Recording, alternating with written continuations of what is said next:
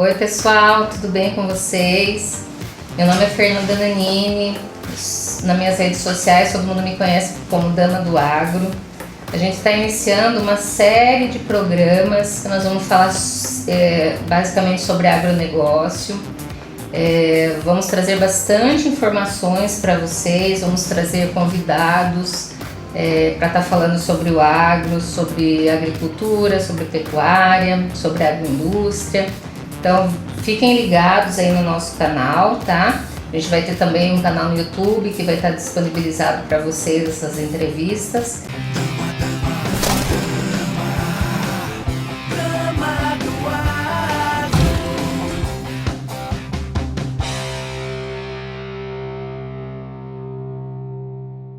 E hoje a gente está aqui com o Matheus Rodrigues da Costa, engenheiro agrônomo, também tecnólogo em agronegócio. Eu já apresentei um pouquinho você, Matheus, mas termina de apresentar aí para o pessoal. Olá pessoal, tudo bem? Eu sou engenheiro agrônomo, também tecnólogo em agronegócio. Atuo já faz uns 3 anos na área e também procuro dentro do agronegócio buscar informações e acompanhar também o mercado financeiro relacionado ao agronegócio. Então, Matheus, fala pra gente um pouquinho como que é esse universo do mercado financeiro para o agronegócio. Como que você consegue as informações, no que você sempre está ligado, o que é interessante para o público estar sempre ligado nas informações, o que um profissional do agro precisa prestar atenção nesse mercado, nessas informações. Bom, Fernanda, então, se a gente avaliar o agronegócio, mundialmente, falando macroeconômico, o Brasil ele é um player muito importante no agronegócio. Por quê? Porque nós estamos, vamos dizer assim, no meio de grandes potências mundiais. De um lado, os Estados Unidos, de outro lado, a China. Enquanto os Estados Unidos, vamos dizer assim, ele está plantando, a gente está colhendo e vice-versa. E a China também, como uma grande importadora, uma grande potência mundial também, ela é uma grande compradora, E para o agronegócio, a gente sempre tem que pensar que o agronegócio, o produto, vamos dizer assim, que dá volume, que reflete também no PIB do agronegócio, são as commodities, E as commodities, nós que somos produtores, atuamos na área, a gente tem que ter o pensamento que a gente não é formador de preço, nós somos tomadores de preço, Então, o pessoal que está na área, tanto o produtor familiar como o produtor empresarial, não adianta, como a gente fala, fazer a lição de casa que é da porteira para dentro, Muitas das vezes a gente tem tecnologia, tem insumos de qualidade, faz tudo certinho, mas depois para a porteira para fora não consegue vender, Então hoje o profissional ele tem que estar ligado, porque o agronegócio, ele é muito ramificado, Tem diversas áreas para você atuar, Então o profissional ele tem que estar ligado, ele tem que ter um pouco do conceito de inteligência do mercado, Que nem eu me formei em engenharia agronômica, A engenharia, se você vê assim por um todo, no meu ver, na minha opinião, ela é mais voltada para a produção. Exatamente. Até depois também me formei em tecnólogo, e o tecnólogo é o quê? É a gestão, Você aprende a buscar informações, você aprende a ter a gestão, e isso você vai formar um conjunto para uma tomada de decisão. Na realidade, Matheus, acho que quem é profissional do agro, ele nunca pode parar de estudar, Na realidade, assim, a gente sempre tem que estar antenado com todas as informações relacionadas ao agro, porque o que acontece lá fora vai impactar aqui dentro, não é verdade? Falando sobre em questões de globalização, e a gente está vendo tudo que está acontecendo com os players, com os grandes players que são os países. O que você me fala, Matheus, hoje, nesse cenário que a gente está, a respeito dessa guerra comercial entre Estados Unidos e China? Primeiro, explica pra gente um pouquinho o porquê que está acontecendo essa guerra comercial, e depois também explica pra gente um pouquinho o que vai impactar no Brasil essa guerra comercial. Certo. Então, né, como eu falei inicialmente, né, são as duas maiores potências mundiais, né, de um lado Estados Unidos e do outro lado China. Estados Unidos e o Brasil, onde o Brasil também está na questão do quesito que ele é parceiro dos dois, né. E o que acontece, ao meu ver, é uma opinião pessoal, né, isso é guerra de conflito de interesses, né, lógico, interesses econômicos, né.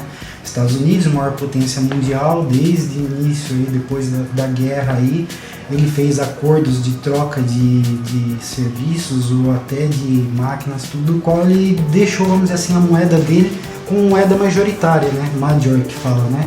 Então toda a cotação, tudo que você for analisar economicamente, a maioria tudo é cotado em dólar, né. E o que acontece? A China, depois de 1990, ela saiu daquela visão de um país de querer produzir tudo no sentido do agronegócio, vamos puxar um pouquinho para o agro, né? De querer plantar várias culturas, de querer buscar várias coisas para um país pelo tamanho dela. Ela se concentrou no quê? Na produção, ela conseguir produzir um produto melhor do que os outros países. E ela se tornou, né, depois de 1990, na parte do agronegócio, ela parou de produzir diversas culturas e ela se especializou no quê? Bom, se nós temos uma população grande, vamos se concentralizar num tipo de proteína, né, e um tipo de cereal, né, de grão. Aí eles produzem milho e eles eram, né, por causa do que está acontecendo lá, o maior produtor de proteína branca, né. E o que aconteceu? Depois dessa mudança, depois deles irem se aprimorando, ao meu ver, tá, eles estavam com um crescimento muito alto do PIB, né? Coisa tipo que para país que nem nós, o Brasil aqui e tal, eles estavam um crescimento vindo de anos em anos, média de 2,5% ao ano, né? É bem significativo, sim, né? Muito significativo. E aí o que acontece com conflitos de interesse? Os Estados Unidos vendo isso por um lado também, né?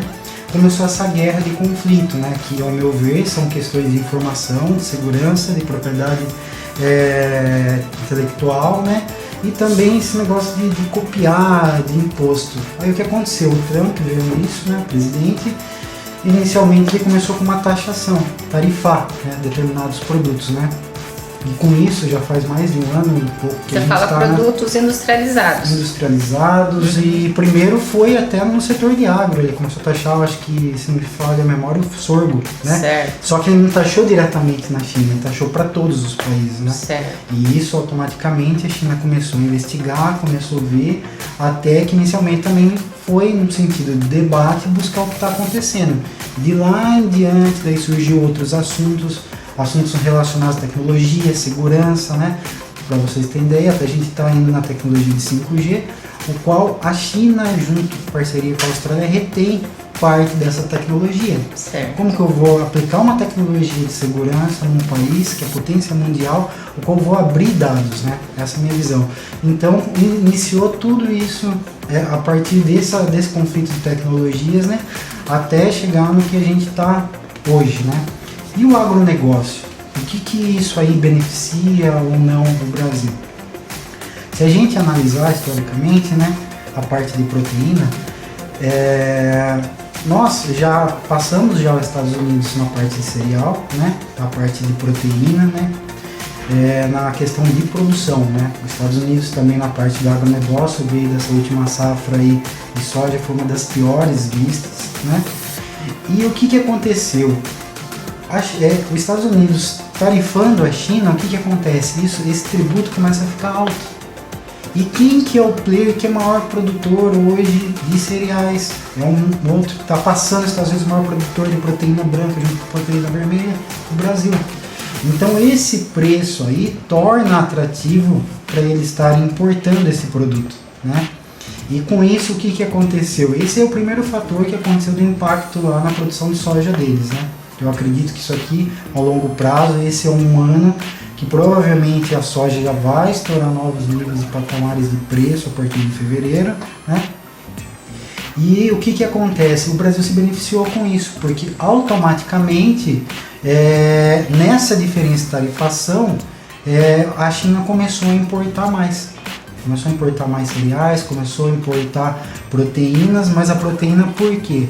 Porque no início, enquanto eu até brinco, né, com o pessoal, porque a gente acompanha o mercado financeiro, né, enquanto nós brasileiros estávamos com uma visão decorrente de toda essa parte de política que veio de um partido, né, e teve toda essa mudança, lá próximo da eleição eu já via sinais, né, principalmente numa instituição que é o Rabobank, que sempre ela atua no agronegócio há mais de 100 anos, eles sempre forte, emitem relatórios falando que estava ocorrendo indício da peste suína africana, né, em países baixos da Europa, e isso começou a ir mudando, mas tipo assim, eu estando no agro, eu não tive essa informação naquela época, porque a gente também que acompanha o mercado, a gente estava buscando outro tipo de informação, tipo aqui centralizando se realmente o que ia acontecer com o nosso governo. Sim. Mas para você ver o que acontece com o cenário macroeconômico e como ele impacta, fortemente interfere. Então o que aconteceu? A partir de julho começou notícias, né, mas não de muito impacto, no qual em abril, né, por coincidência, uma pessoa do mercado financeiro me ligou e fez a seguinte pergunta. Daí que depois do ano passado até julho que eu fui dar, vamos dizer assim, importância para essa notícia. Ele falou: Matheus, tirando a China, qual o maior produtor de proteína branca do mundo? Daí eu falei: poxa, cara, Brasil. Ah, tá, dá uma olhada nessa notícia e depois você me dá um feedback. A partir daí eu comecei a analisar, buscar historicamente o que estava acontecendo, os pontos, tudo, e juntar os pontos até ele passar essa informação, né, e depois a gente tomar até uma decisão aí na Bolsa de Valor, né. E o que acontece? A gente já estava com sinais no qual ia ter uma dinamização no mercado de proteína. E o que aconteceu? Inicialmente, que era uma perca de 30% da produção, está impactando quase 60% a 70% do país. Descendo, aparecendo focos em outros lugares, é uma doença no qual é um vírus, não se tem vacina e está dizimando, né? E para o Brasil refletiu o quê? Porque se a gente analisar, né, toda a parte de produção de proteína tem um ciclo, né? Sim. Acabou o quê? Tudo que nós tínhamos, assim, vamos dizer, em estoque, tudo, a China, junto ainda o que ajudou com essa parte de guerra comercial dos Estados Unidos, favoreceu o Brasil para começar importar toda essa proteína. Se a gente analisar os dados, né, desde abril, fevereiro até julho, teve um boom assim que subiu, explodiu o preço, né? E você acha que pode estar acontecendo agora aquilo que a gente chama de excesso de demanda? Excesso de oferta, quando todo mundo vai produzir determinado produto e o mercado fica com excesso de oferta, não tem demanda, e acontece sempre que o produto fica muito barato, o produtor acaba não tendo retorno. Tem alguma perspectiva para que isso aconteça com a proteína? Porque a gente, pensando pelo lado de Brasil como produtor, todo mundo está de olho em produzir essa proteína agora. Você acha que para quem está no mercado do produtor agora, se ele for de repente expandir o negócio dele na proteína, principalmente frango e suínos, ele vai ter um certo conforto num determinado período? Ou você acha que esse excesso de oferta pode dar algum problema para o produtor daqui a uns anos ou nos próximos ciclos? Como que você enxerga isso? Então, até como eu comentei anteriormente, a China tem a maior população, né, uma das maiores populações do mundo, e ela, vamos dizer assim, era a maior produtora de proteína, né? E vai demorar para ela alinhar isso aí, estabilizar isso daí, né? No sentido de voltar à produção, voltar a animais. A gente tem que lembrar que o ciclo, né, do animal não é rápido. Até o frango, né? É 45 dias, a gente faz o acabamento para estar comercializando, né?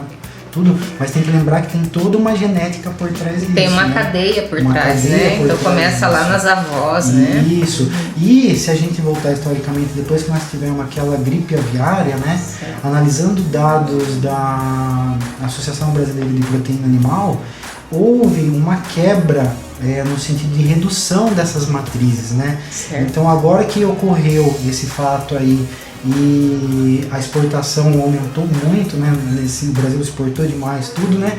Se você analisar os dados do CPEA, a gente já está começando a pagar interno, falando isso, né? Essa mudança de preço aí, né? Porque queira ou não queira, algumas empresas do nosso país, elas retêm 70% da produção animal para consumo próprio. Então, outro fator também que está forçando no sentido dessa exportação é a cotação do dólar. Então, é assim, ao meu ver, assim, pro produtor, né? Ele tem ainda um espaço, eu digo, a um médio prazo, para eles estarem tendo esse retorno ainda. Eu acredito que ainda não vai ter um impacto assim significativo, que ele vai ter perca disso, ou já vai cair esse excesso de oferta, porque ainda a demanda ainda está alta, né? Certo. Se a gente analisar a cotação do boi gordo, faz, eu acho que aproximadamente 7, eu não me lembro certinho números, não gosto até de falar, mas muito tempo que a arroba, tirando essa explosão que teve essa última semana, 220, 230 reais a arroba, mas ela travou numa cotação que ela estabilizou até acontecer isso. Certo. Então eu acredito que o Brasil ele já deu uma reduzida nos estoques, então lembrando que além de agora toda essa parte da equipe, né, voltada no setor da agricultura, que nós estamos buscando novos parceiros de negócio, parceiros internacionais até, né? Ainda a demanda vai ser alta ainda para atender, né? E ainda tem esse conflito entre Estados Unidos e China, porque um dos maiores interesses dos Estados Unidos é que a China compre proteína animal e soja, né? E ainda não se tem um acordo, mas eu acredito, ao meu ver, essa é uma opinião, que mesmo ainda tendo esse acordo, ainda tem um tempo para refletir isso no nosso produto. E também tem uma guerra aí, digamos que de brio, de status, né, entre os presidentes, entre o imperador lá e o primeiro-ministro, entre Estados Unidos e China, que ainda está pegando, né? Sim. Matheus, você citou aí a respeito do valor da arroba, né, do bovino. Eu queria que você explicasse pra gente o que aconteceu, né, da arroba ter subido tanto e o porquê que hoje o produtor não consegue achar o bezerro ou o boi magro para comprar, para poder engordar, né, que já que a gente está com o mercado aquecido aí com os valores da arroba do boi. Gostaria que você explicasse pra gente por que está acontecendo isso. Certo. Então, até exatamente por essa demanda de exportação da China, né, em principal, né. Então, o que acontece foi reduzido o estoque, nós tivemos também o favorecimento do dólar, né, o nosso dólar, que nem o pessoal fala, o dólar está em níveis que fazia muito tempo, na época uma outra ex-presidente que estava está atingindo, né. E por que disso, né? Ao meu ver, o que acontece, né? Primeiro que a gente tem que visualizar também que se fala, né? Como eu digo, né? Informação aí, tem que tomar cuidado, né? Com fake news, mas é assim, é que está ocorrendo, né? Que nós estamos próximo de uma recessão mundial, né? Mas é assim, a gente nunca sabe quando vai acontecer, né? Pode ser 1 ano, 2 anos, 3 anos. Então o que acontece? Está tendo uma desvalorização das moedas de países emergentes, né? O Brasil ainda ele também é classificado como um país emergente, né? E essa troca de governo que teve, o que eles, pela minha visão, o que eles estão fazendo, né? Eles estão colocando o Brasil no sentido de o quê? Reduzir a dívida, certo? Reduzir também a taxa de juros, certo? E também buscar soluções para fomentar, né, o desenvolvimento, porque a recessão ela aparece quando vai parando assim, o crescimento do país, né? E olhando dados históricos assim, o nosso PIB, que era um valor, ele já tem uma outra projeção, né? O Brasil, como a gente brinca até às vezes assim com o pessoal que está na bolsa, é uma terra virgem, né? Porque nós estamos defasados em estrutura, nós estamos defasados em telecomunicação.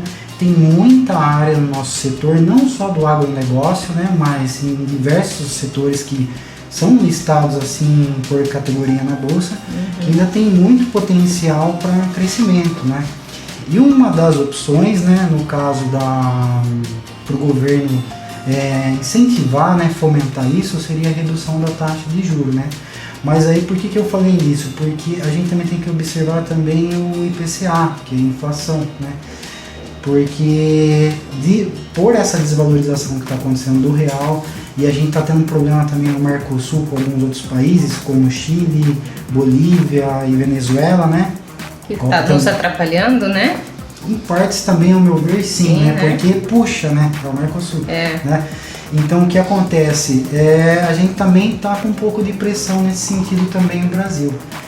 E o que acontece? Com essa forte demanda que teve, né, automaticamente também a oferta interna também começa a subir os preços, né?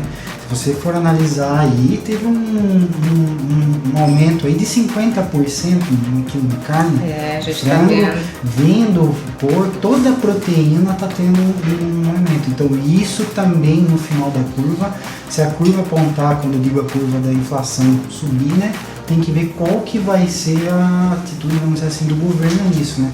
Porque outra coisa importante também que pesa, digo assim, para nós, assim, que a população, que proteína, alguns outros alimentos básicos, a gasolina, porque a gasolina, a pessoa às vezes fala, antigamente segurava o preço X, só que a gasolina é o preço que ela é comparado e ela tem o efeito do petróleo, né? Ela segue o petróleo, a cotação do petróleo.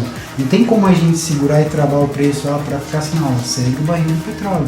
Então, com essa alta também que teve do dólar, influencia, porque a gasolina também influencia no agro, né? Sim. Lembrando também que, por mais que nós tivemos essa valorização da proteína, os insumos nossos, a maioria é cotado no quê? Em dólar, né?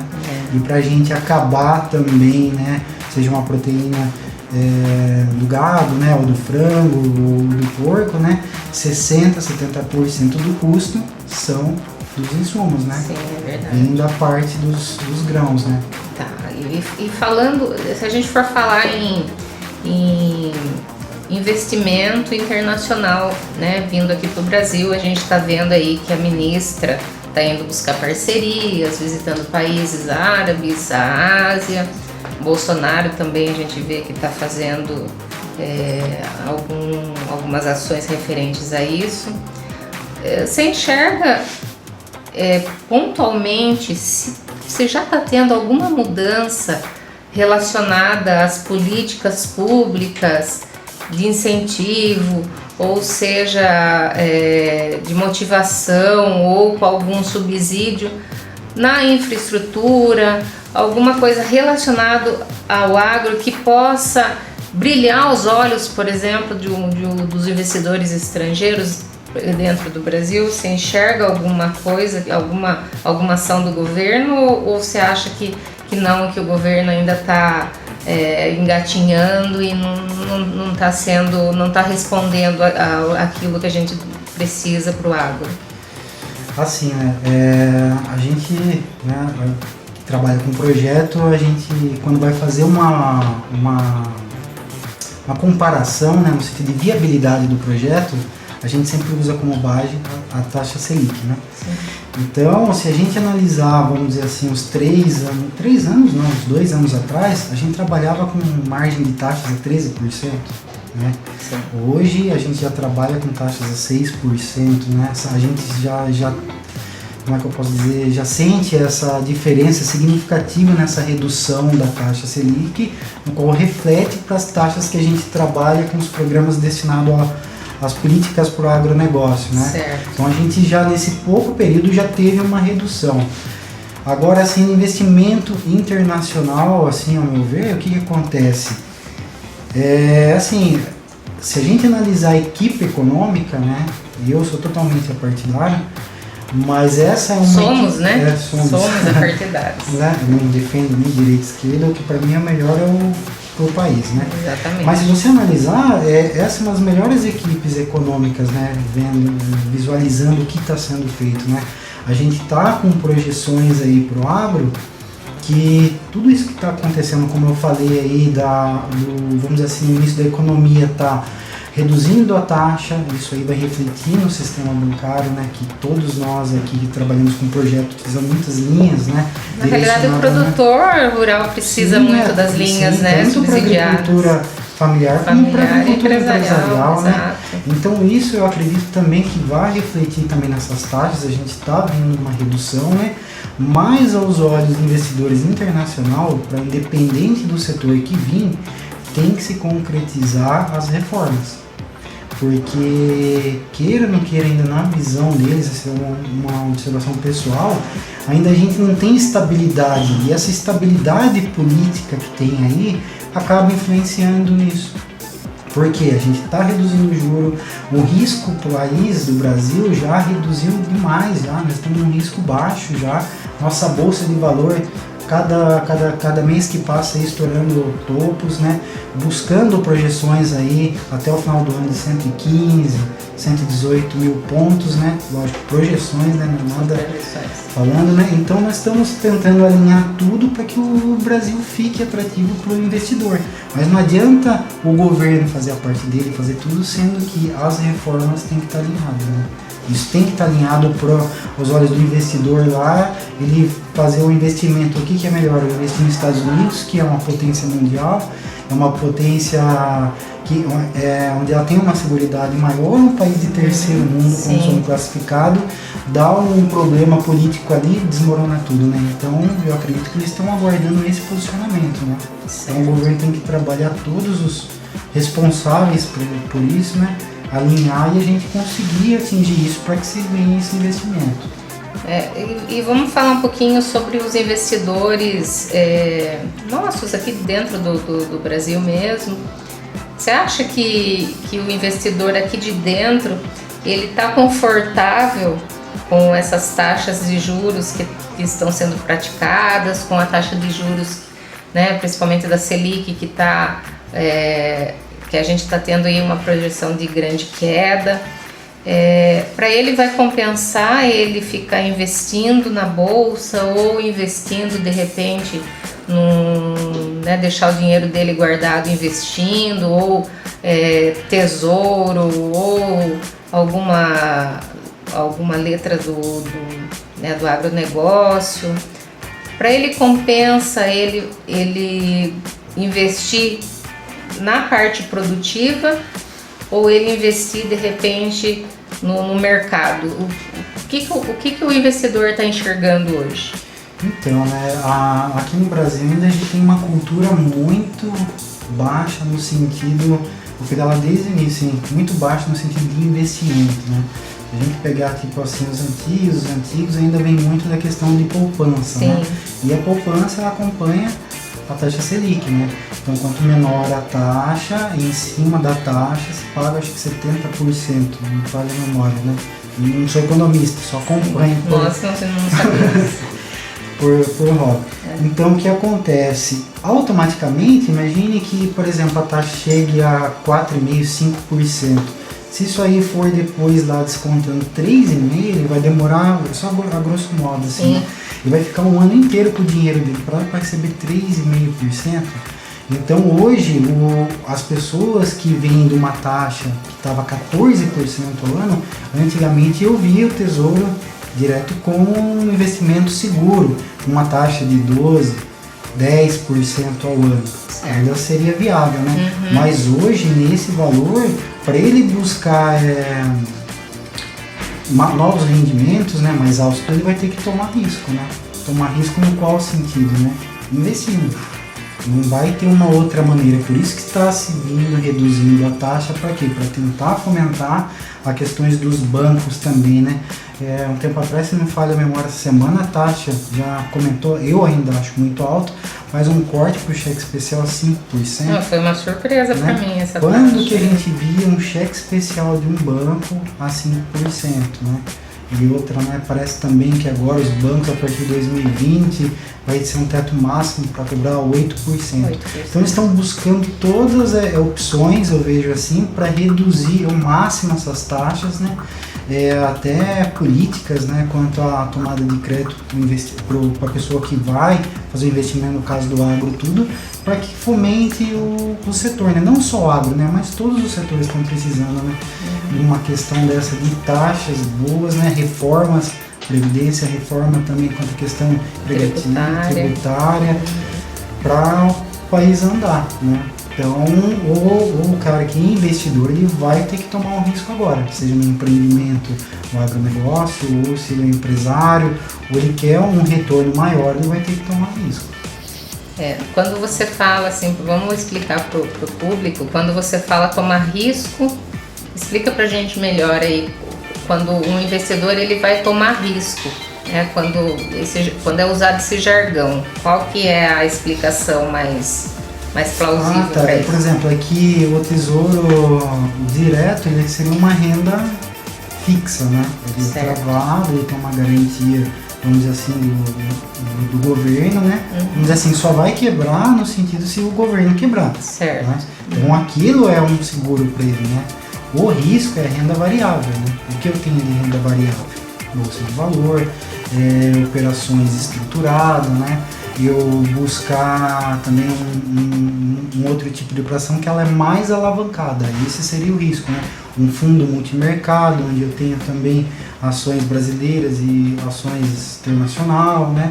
Um fundo com uma carteira de investimento, e esse estaria tomando um risco, porque estaria entrando em uma renda variável. Entendi. Né? Então seria mais ou menos isso. Certo. Então pode ser que com o andar da carruagem que a gente está vendo aí no nosso país, pode ser que daqui a alguns anos seja mais atrativo para o investidor investir em alguma atividade produtiva, seja ela dentro do agronegócio ou não, do que ele ter aquela taxa de custo-oportunidade, por exemplo. Será que a gente vai chegar nesse patamar que vai mais valer a pena, ele vai ter mais rentabilidade se ele investir num processo produtivo, por exemplo? Assim, olhando assim para o agro, né? Tipo, o produtor, vamos dizer assim, desde a época que estava ruim no sentido assim de taxa, de questões políticas, tudo o agro sempre tem sido o carro-chefe do PIB, né? Agora, para a gente falar que isso aí lá na frente vai ser, como ele tem uma previsão, não tem porquê. Porque a gente tem que entender que nós estamos aguardando questões políticas, né? Não depende só do produtor, depende também de questões políticas, né? Se o país não andar, a gente não conseguir alinhar tudo, são previsões. Não tem como você falar assim, mas o que vai acontecer, como que vai refletir, até que ponto vai ficar segurando essa taxa Selic se começar a aparecer inflação. São coisas que não estão na nossa mão no sentido, né? São, vamos dizer assim, por isso do risco. Né? Ponto fraco, né? Você sai de uma coisa segura para você tomar um risco, né? Certo. Ele buscar sempre fundos bons, né? Buscar informação também disso e entender, né? Quando a gente vai tomar um risco, é um dinheiro que você está aceitando o risco, né? Até quanto daí vai por questão de cada um daí, né? Se é moderado, se é arrojado, tudo, né? Para ele buscar isso daí. Agora, que vai ser viável daqui a um tempo, é difícil você ter essa previsão. Para acontecer isso, as coisas têm que andar com as questões políticas aqui no nosso país, né? A política, ela influi, assim, drasticamente, né? Em toda a parte produtiva. Não tem como escapar disso, e a gente fica... esse é o nosso ponto fraco, né, do agronegócio, é a gente sempre depender das políticas, né, o cenário, dependendo do que está no cenário, o mercado responde, né. Isso acontece muito, né, Matheus? Dependendo do que o presidente fala, vai impactar no mercado financeiro, tudo, uma coisa está ligada na outra, né, não é isso? Sim, depende muito, né? Porque o que acontece, né? Tem um conceito, essa é uma opinião minha, né? Que é assim, né? Independente disso, porque muitas das vezes algumas coisas são impactantes, né? Depende do peso, e outras são ruído, né? Que a gente fala, né? Uma empresa, ela vai continuar valorizando, dando valor no sentido da ação, né? Dando dividendos, resultado, onde o lucro tiver, né? Se ela tiver uma boa gestão, ela está tendo, vamos dizer assim, um aumento de capital, investimento, a gestão dela tá alinhada certinho, trazendo resultado, independente dessa notícia que vai impactar e ela vai desvalorizar, ao longo prazo, entendeu? Ela, vamos dizer assim, ela fica sólida, né? Outra coisa é uma notícia impactante, assim, né, que acontece, tipo, presidente, uma guerra, que isso reflete muito no mercado, né? Mas a longo prazo as ações só tendem, né, desde que sejam boas empresas, né? Você sabe buscar boas empresas, ela vai para onde o lucro for, né? Sempre. Matheus, você comentou lá no início da nossa entrevista que o Brasil, ele infelizmente é um tomador de preço, né? A gente aqui no Brasil, principalmente no agronegócio, a gente está refém do que acontece lá fora, né? Eles é que ditam o preço. É isso mesmo? Ou tem uma outra explicação para sermos tomadores de preço sempre? Para sermos tomadores de preço? Então, né, como eu disse, né, se você for analisar a questão de cotação, né, da Bolsa de Valores, né, tudo cotado nos Estados Unidos, né, na Bolsa de Chicago, acho, na CBOE que fala, né, Bolsa de Chicago. Então, é assim, muitas das vezes nós não temos o poder no sentido de falar assim, porque está faltando boi ou soja, eu quero vender hoje essa saca de soja a R$150. Não, a gente não tem esse poder, por mais que a gente tenha, a gente não é o único player no mercado, né? Então a gente precisa de oferta e demanda, e muitas das vezes, né, os players maiores, eles, vamos dizer assim, tem uma arbitragem também no preço, né? Então, o que está acontecendo hoje, ao meu ver, assim, no sentido de tomador de preço? Algumas empresas, que são o maior produtor de proteína aqui, elas estão segurando um pouco isso para uma valorização. E isso aí está refletindo não só na proteína, como também na soja, né? E eu acredito também que vai refletir também no milho, também, porque teve uma redução dessa área. Então, quando está diminuindo essa quantidade de produtos que eu tenho, vai ter uma valorização, mas tem uma cotação que não é feita, vamos dizer assim, por nós. Não somos nós que formamos o preço, né? Tá certo. E a respeito desse cenário macroeconômico que a gente está vivendo hoje, para as empresas que são, digamos que são as potências em proteína, né, seja ela bovina, suína ou frango, que a gente tem aqui no Brasil, JBS, BRF, etc. Tudo isso que está acontecendo hoje no agronegócio, no mercado, no cenário macroeconômico, qual que é o resultado disso tudo, né, nas bolsas de valores né, que a gente tem em Chicago e tal? Há alguma valorização? O que acontece na bolsa de valores quando tá nesse cenário aqui que a gente está vendo sobre esse cenário macroeconômico de proteína? Então, né, se a gente analisar, né, por exemplo, eu vou citar dois exemplos aqui, né? Duas empresas que são de proteína. Elas vinham, vamos dizer assim, de 2018, 2019, um balanço muito ruim. Por quê? Porque o que acontece, como eu falei, a proteína, no sentido ali, o frango, né? Uma das duas também exportam frango e proteína animal também, uma carne e outra não. Ela tem esse custo, e o custo ele está relacionado aos meus insumos, então ele é 70%. Nesse último ano safra que teve um impacto que veio desses cereais, não só dos cereais, mas as empresas estavam vindo de problemas que tiveram de gestão e governança, né? Problemas. Outra coisa que teve também, que ocorreu também alguns casos de ser embargado alguns frigoríficos. Então isso que acontece com a bolsa. as empresas só caíram de preço, né? Porque elas têm uma desvalorização, se eu não tenho uma boa gestão, se eu não estou conseguindo colocar o meu produto tudo, ele vai desvalorizando, porque no final eu vou ter que apresentar isso para os meus sócios, vamos dizer, isso impacta, né? Então o que aconteceu, só para você ver como é a virada assim, no sentido macroeconômico. Depois de abril-se analisar esses projetos, essas empresas, né? Elas deram uma levantada no preço assim tão absurdamente, como a JBS quase valorizou 100% o papel.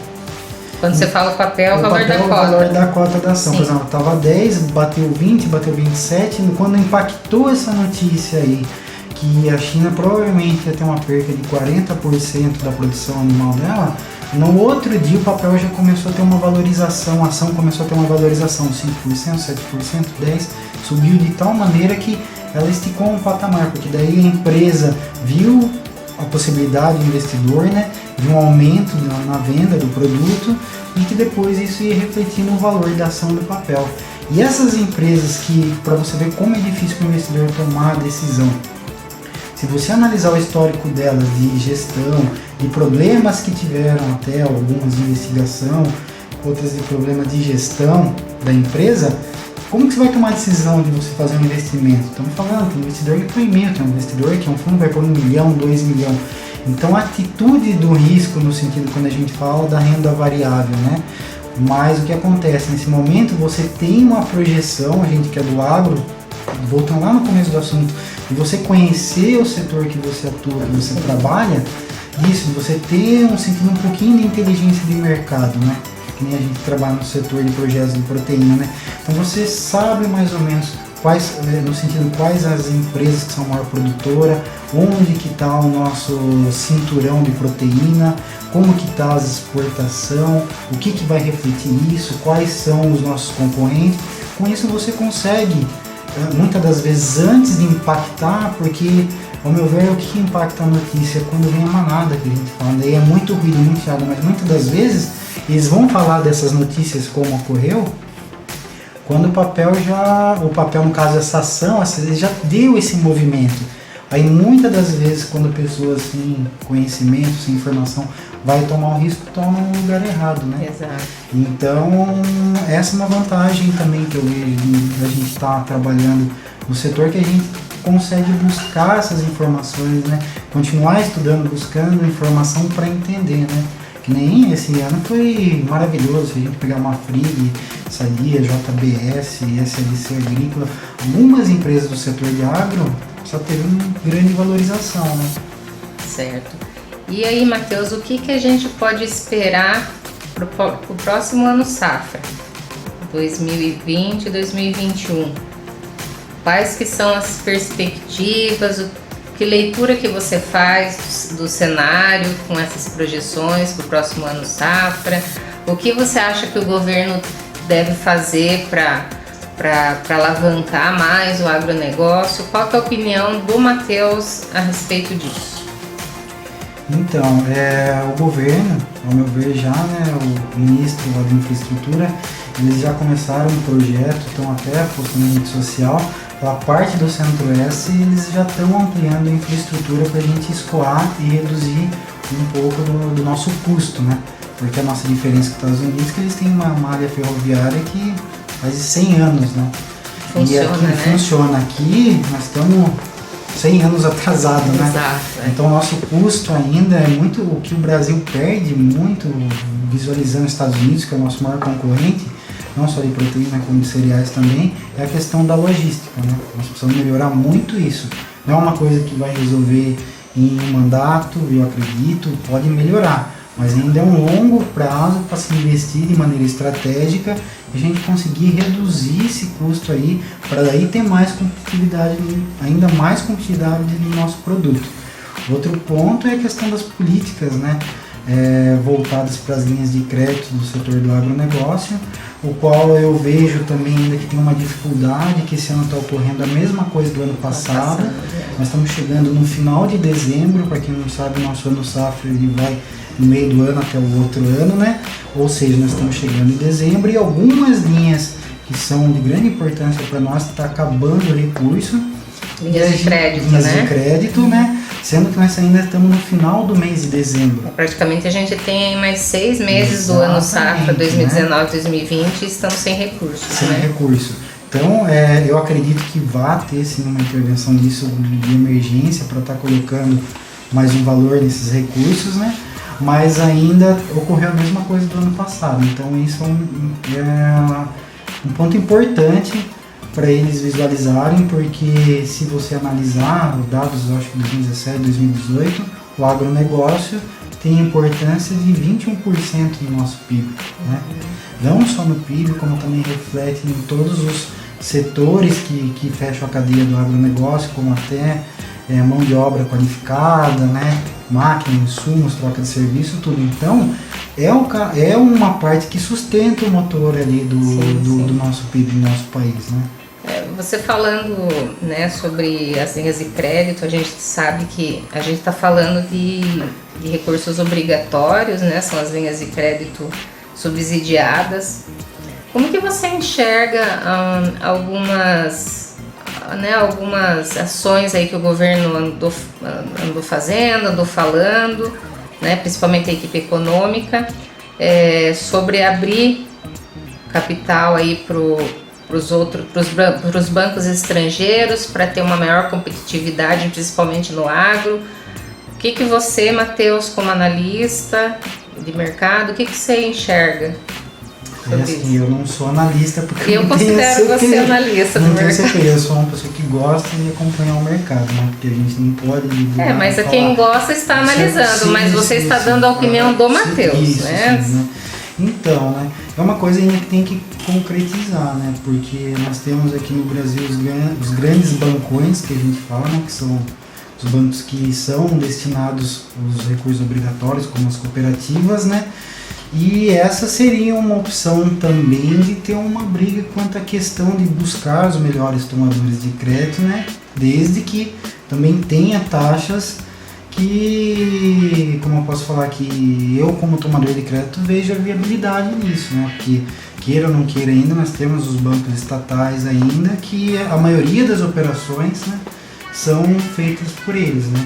Então, eu acredito que isso vai melhorar também a questão de juros, né? Por exemplo, para recursos que não seja obrigatório, como aqueles que sejam uma taxa negociada, né?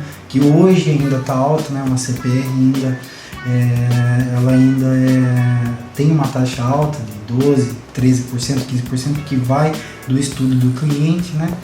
Então, eu acredito que vai dar uma competitividade maior. Se isso acontecer também vai ser muito bom também para o agronegócio. Então, Matheus, a gente vai estar quase encerrando a nossa entrevista. Eu gostaria que você deixasse deixasse a sua visão, o seu recado para os produtores, para os estudantes, para o pessoal que trabalha no agro, né? Para todos os profissionais, o que a gente pode esperar, né, assim, para o próximo ano?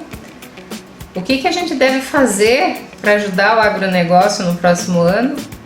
E principalmente para os estudantes, né, o que eles têm que ficar atentos, onde eles vão buscar essas informações, onde que eu vou buscar as notícias mais atuais, um conteúdo que seja confiável, né? Que a gente vê muitas fake news por aí. Gostaria que você deixasse o seu recado e ensinasse, principalmente os estudantes, onde buscar uma informação confiável e um recadinho para os produtores, o que esperar, quais que são as perspectivas aí para o Brasil para o próximo ano safra. Sim. Então, vou falar por mim, no sentido de como eu fui buscar essas informações. Quando eu concluí a faculdade de engenharia, né, eu não tinha nenhum conhecimento, meu conhecimento ainda é muito no sentido do mercado, né? Eu comecei a gostar do mercado financeiro na faculdade de tecnólogo, né? Tive um professor lá, comecei a acompanhar, ele fala muito de mercado financeiro. Inicialmente queria aprender de certa forma, e é o que ele falou, você só vai aprender a partir do momento que você comece a estudar, ler, muita leitura, né, e buscar fontes confiáveis, né, Hoje, para mim, assim, a melhor ferramenta para buscar informação é o Twitter, né? Onde no Twitter você tem pessoas que são gestores de fundo, traders, pessoas que foram traders de banco, que conhecem instituições, passam informações e é muito rápido. Às vezes a informação no Twitter você busca por segundo, né? Então você tem que seguir as pessoas certas. Exatamente. As pessoas que são influenciadores daquele determinado assunto. Ou são influenciadores, mas são pessoas no sentido que eu vejo assim que tem vamos dizer assim, o conhecimento, né? A bagagem, né? Você conhece ali gestores que estão no mercado desde a época que era lá no pregão Viva Voz, né? Certo. Então já tomou muito pau, que a gente fala assim, no sentido de perder dinheiro, já fez muita coisa errada, né? Então eles dão uma visão muito ampla de como que está o mercado, o que pode acontecer, o que não pode. Enquanto as empresas, toda empresa listada na bolsa, você tem a opção de entrar no site dela lá e cadastrar o seu e-mail. Então qualquer notícia que ocorra lá, a empresa é obrigada a te mandar um e-mail com boletim. Né? Interessante. Isso, algumas notícias não podem ser emitidas no pregão, porque certo. Isso aí também é contra, vamos dizer assim, as regras, né? Mas aconteceu isso como na queda do Pedro Parente da Petrobras, que no meio do pregão ele pediu para sair, o papel derreteu, o que a gente fala derreter, caiu totalmente a cotação por ele ser um gestor e sair da empresa, né? Sim. Então esse é o tipo de notícia. Agora, quanto a fake news é muito complicado, né? Porque a gente está numa velocidade da informação que as pessoas têm que começar a analisar, como eu sempre falo, eu vou ler uma informação, não é porque tem o Joãozinho ali, o Zezinho ali, que eu vou acreditar nele, não. Busque outras referências, se possível, da fonte, do que ocorreu, tudo. Acho que tem que ter uma visão sempre crítica das coisas, sempre, né? Sempre. É verdade. Para você tomar a decisão correta, né? Agora, quanto aos estudantes, eu acredito que esse é o caminho, né? Sem estudo, a gente não é ninguém. E nós estamos muito atrasados nesse sentido, assim, vamos dizer assim, eu vejo assim, na minha geração, uma geração, assim, né, na questão de conhecimento, o pessoal querer buscar, estudar realmente, ser alguém assim. A gente vê uma geração que quer tudo pronto, isso, né, mas a gente tem que correr atrás. Sim, e continuar os estudos, buscar informação, né. Nunca parar de estudar. Nunca parar de estudar. Nós que estamos aí no mercado aí, cada semana é uma coisa diferente, sim. Uma coisa nova, não tem como uma adrenalina diferente, né? Diferente, é verdade. Sim. E os produtores aí, é assim, desde sempre acredito no agronegócio, né? Eu também acredito. Paixão pelo agro, gente. O agro, ao meu ver, aí é o motor da nossa economia no sentido, a gente reflete a 21% do produto interno bruto e 50% das exportações. Olha só que dado importante. Então, assim, o Brasil, o agronegócio é muito importante, né? E agora talvez, se Deus quiser, que aconteça, né, no sentido que venha essas reformas que estão para acontecer, eu acredito que vai dar aí um fôlego aí pro produtor, no sentido de esse momento que está acontecendo isso com a China, né, até essa guerra comercial, a gente não sabe, são previsões. A previsão não tem como você ter certeza de nada, né? Mas que vai refletir e tende só a aumentar, né? Outro dado importante é que a gente está batendo recorde atrás de recorde, né? Sim. De produção, Sim. Né? Aumentando a área, a produção de grãos e proteína também. Acredito que essa demanda que ocorreu aí a gente já tenha passado os Estados Unidos também na produção.